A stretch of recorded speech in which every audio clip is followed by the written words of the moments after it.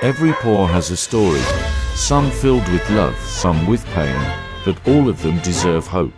Welcome to Tales of Hope, voices for the voiceless, hope for every paw. Here, we speak for those who can't, and together, we create hope, one paw at a time. But in your experience, what are the most impactful way as we individuals can advocate for animals? Or what are the things that we can do as individuals? That's I think for me I think change is something that is deeply personal. I think for every single person, my recommendation would simply be to reflect on your own life, on your own structures, on your own choices. And then to ask yourself, what can you do? And don't not to think about the whole system, the enormity of the problem, but just starting where you are, to introspect, to explore, and to be open, right? Because once you see animal exploitation in any sense, right? Like whether it is the food that we consume, whether it is the community animals outside our homes or offices or other spaces that we inhabit. Once you see, you can't really unsee that. You can't really, you can't just sort of turn away and say, well, I can't do anything about this.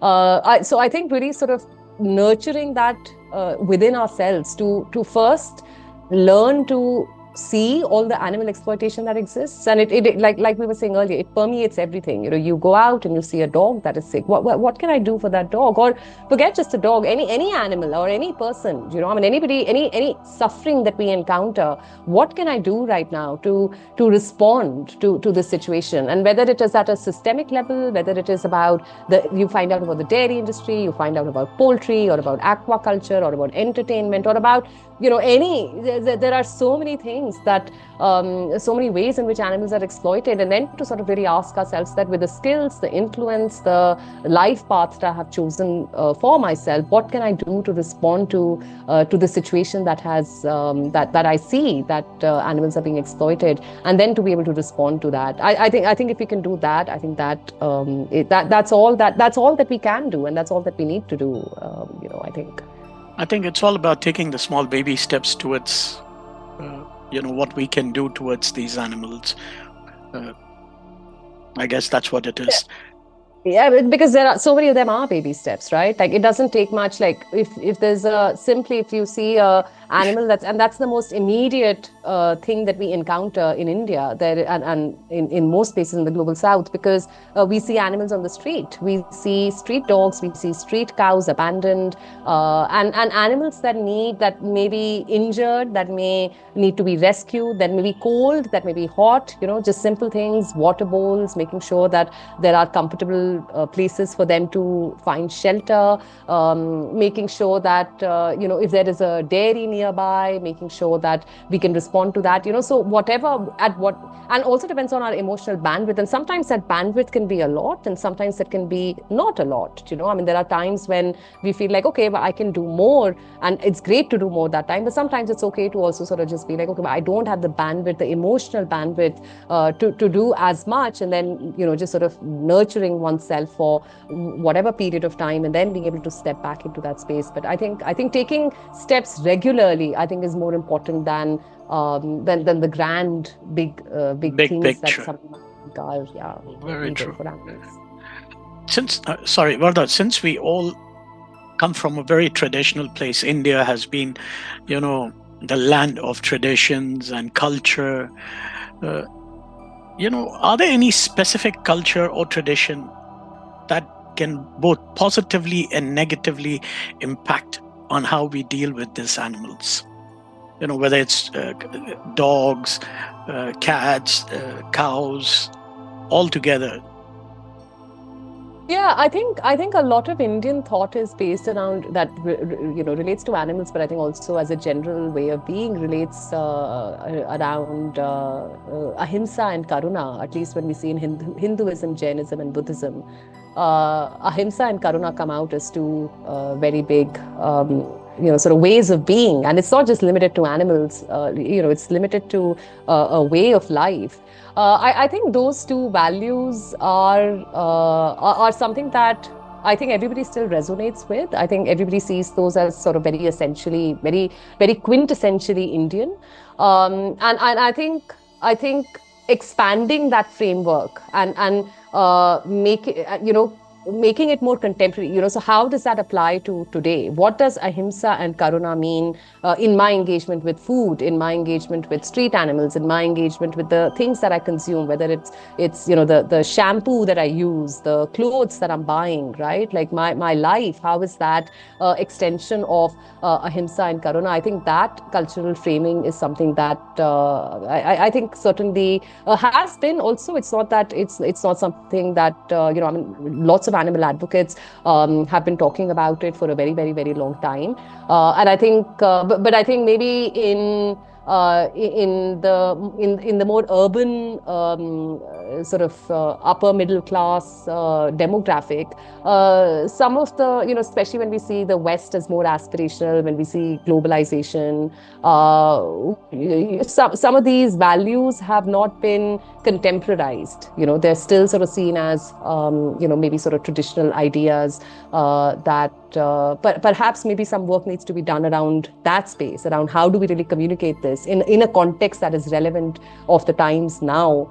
But I think those values in themselves hold a lot of the fundamentals of what we're really talking about vis-a-vis animals. I think over the period of time, as you rightly said, it is just how, as an individual, we have lost touch with our own traditions. So it's just about bringing it back, because I think in India, if you look at our deities, our gods, they used to be so close to the animals. Some of them are so close, like Nandi being close to Shiva and all, dog being Dattatreya and Bhairav.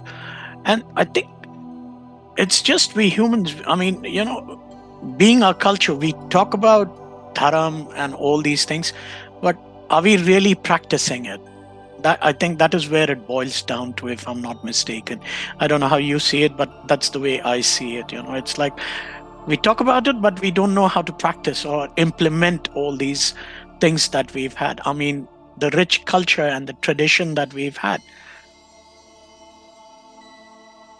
Yeah, I think so. I think I agree with that, because I think the problem with lots of these things is that when we are faced with, it's the same question of like when when I decided to go vegan, right? Like when I decided to go vegan, I was like, I don't know what veganism is and how to engage with veganism. And, I mean, there was a sort of like fundamental, I mean, I was one of those people who sort of like immediately was like, okay, I'm going to go vegan tomorrow. This is what happens in the dairy industry. This was back in 2006 or something. But with every such thing, you have to do the work of applying it to your own life and context, right? So whether we think about these cultures, traditions, whether I've been looking at, I also feel that the animal movement can certainly also make that a bit easier by maybe doing some work, maybe making some of these frameworks available, because lots of these things, we all know that, okay, to do something simple, okay, put a water bowl outside, okay, put some dog, something for the dogs to sleep on if it's cold. We know vaccination karana hai, sterilization karana hai, vegan banna hai. Lots of these things have been translated. These big system things have been translated to personal choice. But lots of the cultural aspects have not really been translated to personal choice. We are still figuring that out, and some have done more, some have done less. But I think we certainly need to deepen collectively, individually. We need to deepen that application of some of these values into advocacy. Absolutely, 100% agreed with you on that. Varda, how do you envision India becoming a more animal-friendly nation in the next decade or so? That's, I mean, just as hypothetically, let's take a look at it. How do you envision as India, where we as collectively are more friendly towards the animal? I think it's really a rethinking that we need of how we exist in the world. And when I say world, I of course mean the world with nature and animals in it, and really thinking about how we exist in that. Because for too long we have been thinking of animals as invisible, where their suffering is ignored, where they're treated as commodities, and where they're just treated as commodities instead of being treated as beings. So that's I don't believe in single issue solutions. I believe in systems change. So I think if we want a world where the justice, when we talk about justice, it's not just for humans. We really need to reshape how we think about our food, our systems, like our economy, our relationships with nature. And I think our work, at least my work, is not just about animal welfare. It's really about looking at multi-species justice. It's asking about it's about asking difficult questions. It's about challenging power, and it's also about, I think, building alternative narratives that don't just lessen the harm that we are causing, but really dismantle exploitation altogether. And I think, just connecting it to what I was saying earlier about what an individual can do, I think it really starts with that simple act. It really starts with that simple act of just seeing the animals around us, seeing their lives, their struggles, their rights. Because I think once you see, you just cannot unsee, and once you know, you cannot turn away. And I think that's really what I would think of as a progression for animal justice. A world where animals are not just an afterthought, but they really are a fundamental way of how we imagine justice. That's so true. I think it's a very good vision that we have, and I think all we need to do is work towards that direction, and bring that change in human beings or collectively as a society. That's what I think. uh, in your own, Vardha, what are the practices that you follow or advocate on your daily basis, sort of thing, on a daily life, that you would do for the animal welfare as an overall? Yeah, I think what daily practices, I mean, I'm a practicing vegan, so and I have been for many years. So making sure that no part of my sustenance depends on exploiting another being. And I extend to that from animals to, of course, also to include environment, also to think about where has this really been, whatever I'm consuming, how has this really been produced? Has there been harm in producing that? Reducing my own consumption. I mean, I think the clothes that I'm wearing, I've been wearing for 10 years now, so really reducing consumption, reducing in my own personal consumption, in the consumption of, the house, the animals that live here. I think other practices are, I think one of my main practices is to always respond to an animal in need. I mean, I think I feel that no matter where I am, whether it's in my own area where I live, whether it is I'm on the way to somewhere, if I'm on holiday, whatever it may be. But I think one practice that I hold very, very dear is to never to look away from suffering. I mean, it breaks my heart to think that there is somebody in pain and suffering and nobody cares. That's just heartbreaking. So I think that is certainly also a very, very important practice for me.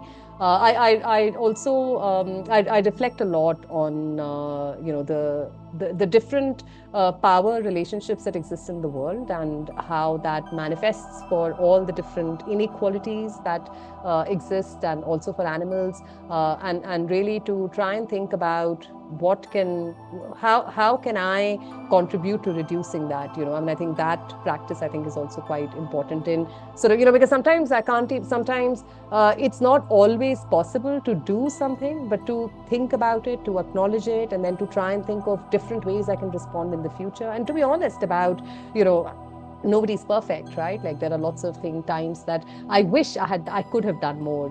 But to acknowledge those times, to try and think about, okay, well, I couldn't maybe do this differently next time. But being open about it, being honest about it, being transparent about how we live our lives, and trying to constantly evolve in living in harmony, living in a way that I'm not causing harm to anybody.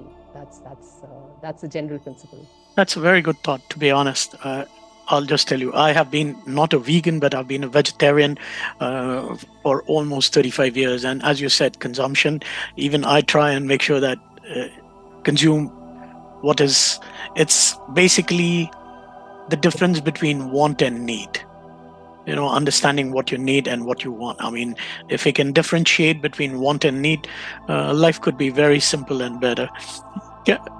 Vanda, can we understand what are the challenges you face in implementing all these things that you were talking about? All these practices.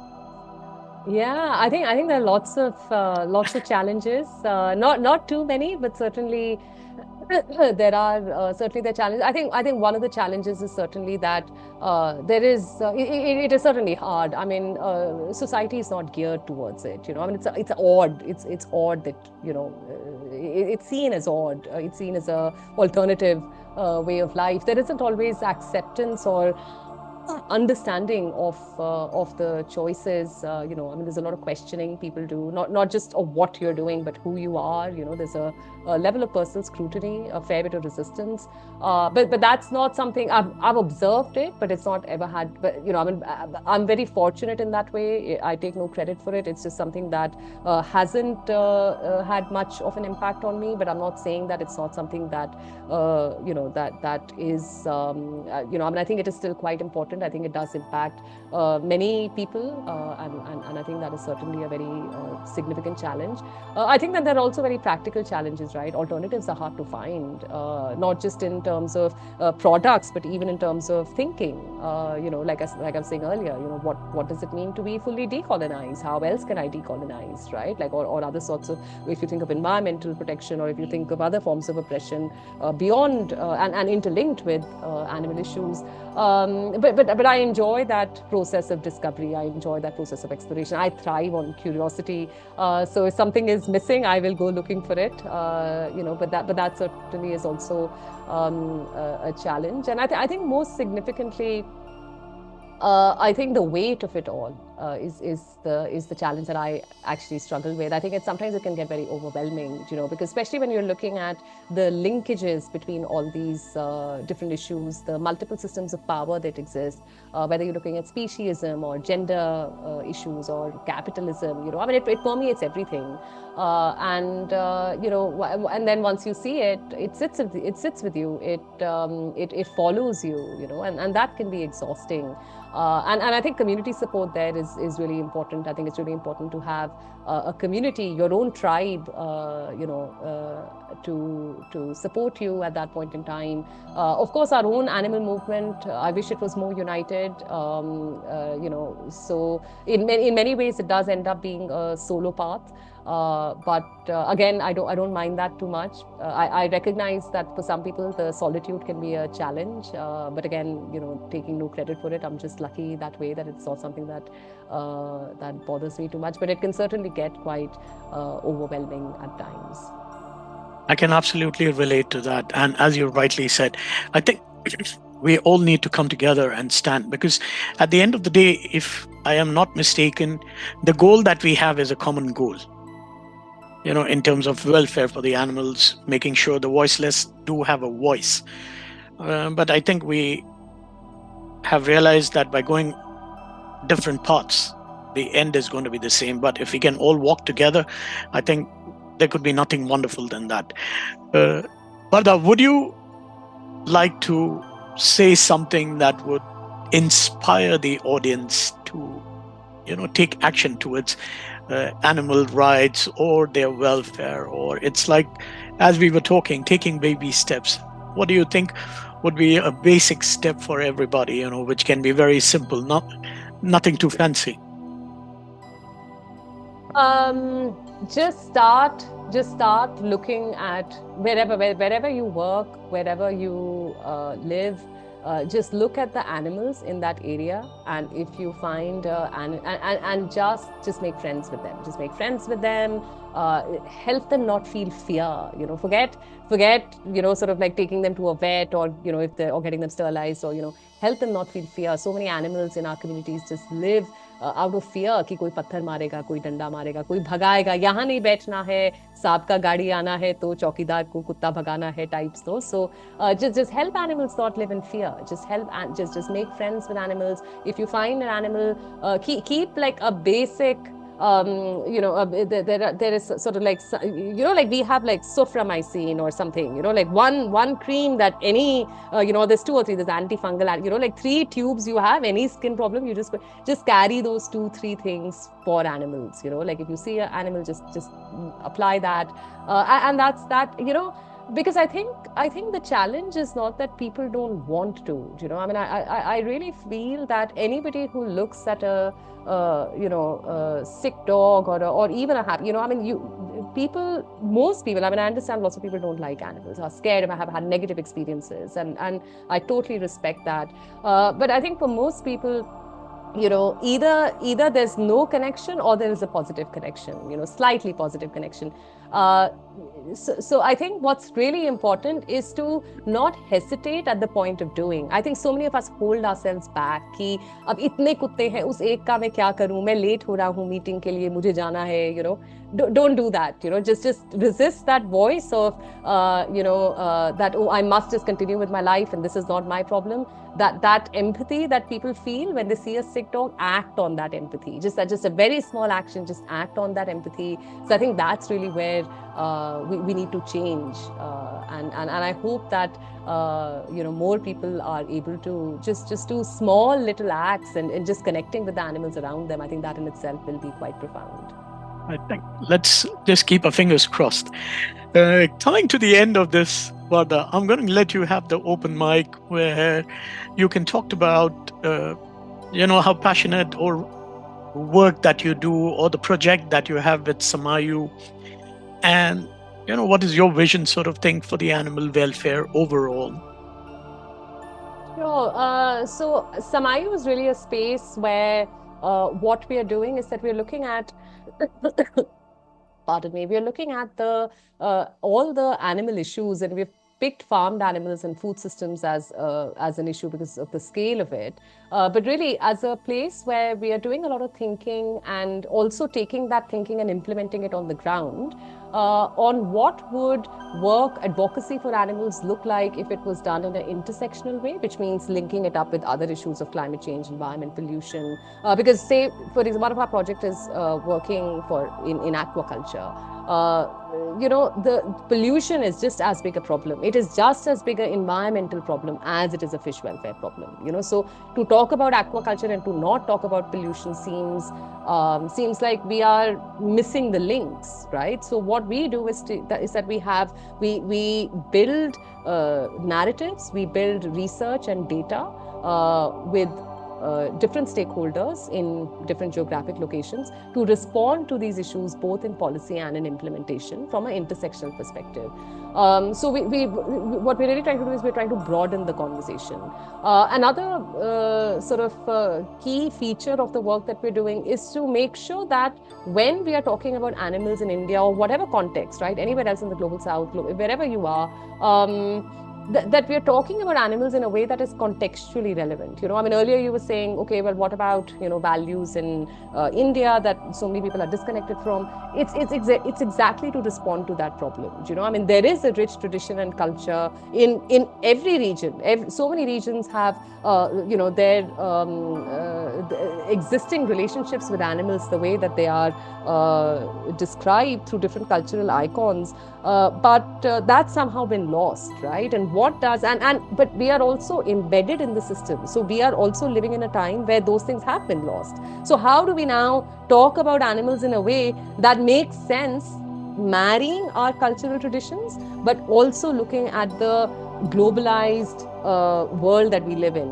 What will that look like? So Samayu is really a space where those are the kind of conversations we are having. That's the kind of work that we're doing. Those are the kind of projects so every project we take, we are doing work for promoting healthy, nutritious, plant-based diets, climate-friendly diets to students. We are doing a lot of outreach work, again, talking about consumption of animals in a way that is contextually relevant in India. So it's really about, all the animal exploitation that we see, but how do we make the response to that more connected to the larger systems at play. So it's not an isolation, it's not a fringe issue. And also make it more connected to the reality in which we live in. It's not just a copy paste of something that is happening in some other place in the world and we just copy it and do it. No, really, what do we think about it? It's as advocates living and working in Asia, on our the lived reality with animals in our the economic, political, social realities. What does that look like? So that's really the kind of work that we're doing. I come to the important aspect. How do you fund your projects? Through donations. So I request, I'm always seeking support. We are all always seeking support for our work.